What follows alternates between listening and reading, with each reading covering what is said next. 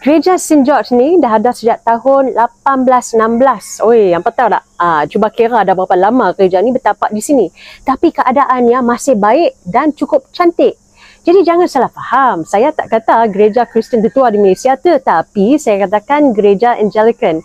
Dan Anglican ni merupakan salah satu mazhab dalam agama Kristian.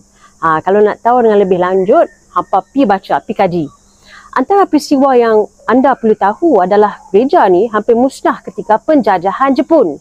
Waktu dululah, tapi kembali dibaik pulih pada tahun 1948 dan terus digunakan sehinggalah ke saat hari ini. Sudah tentulah wajah sebenar gereja ni dah tak sama macam waktu awal-awal dulu, tapi faktanya ia masih kekal berdiri di sini. Pilah lawat kalau mai ke Georgetown. Guys, share video ni supaya kawan-kawan semua tahu fakta ini dan jemput follow sekali.